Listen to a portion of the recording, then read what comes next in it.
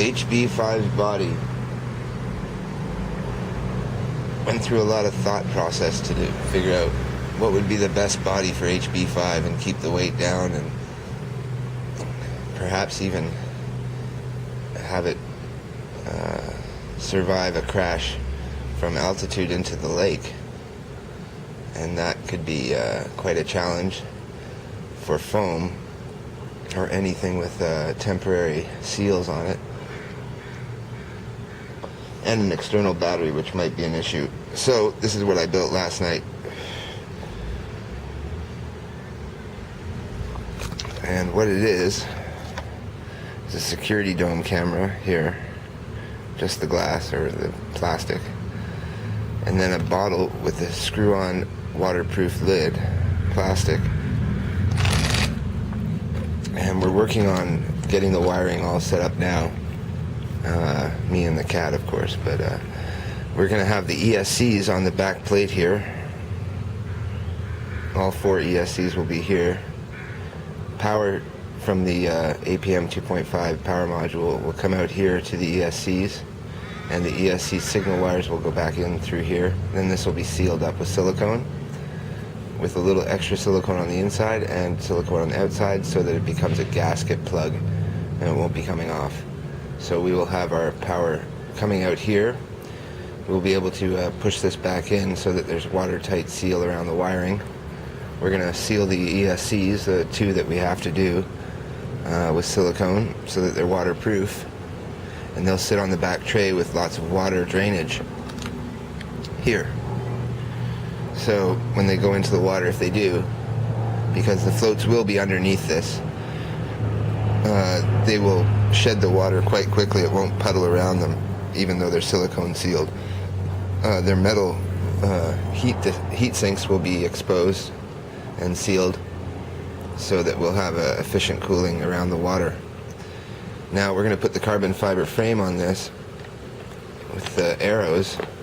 So there you go.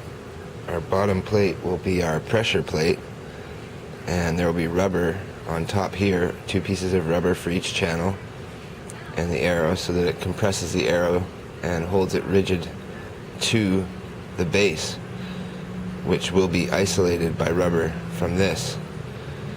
Now our APM and everything is inside here, as well as our battery, which is the reason why I really wanted to go to this design. It's because I wanted an internal battery. I don't think that it's safe to dunk a battery in the water, and I don't like the idea of having a connector going in the water either. So this way, unscrew the front for it's a waterproof seal. We have the camera, which is on a servo now for FPV, so we'll have full motion down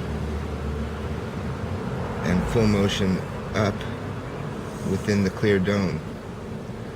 So we'll be able to look for takeoff, fly, and then also look straight down as well. And I've worked on the angle so that it is quite square to the rotation of the servo. It's basic, very simple servo movement, and a little bit of hot glue and then a silicone over top of that. We've got our GPS inside, we've got our APM, we've got our receiver inside, all on this middle tray here of foam. And then our lower section, we have a Turnigy 5000 mAh 3-cell battery right now, and we could fit 4-cell batteries in there as well. And because of the length of it, it will take a full-size battery. So that's a 5,000 mAh battery, which is the largest batteries I fly pretty much. And that means that our battery and everything is self-contained. And when we put on the front,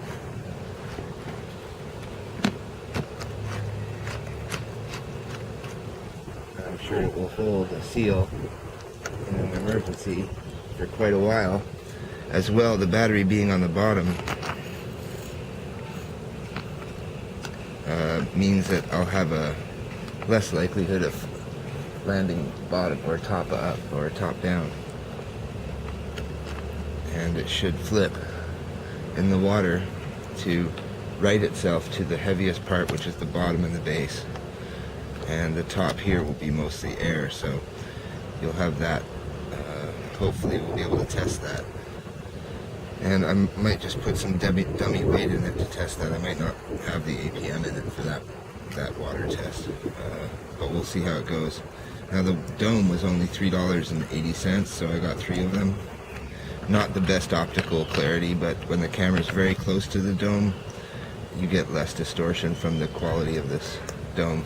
And it is just a test. There is a aquabot being made with a fiberglass body, and it's sort of where I got the idea for the dome. And we'll see if it works out. We're gonna hopefully test this next weekend. See ya.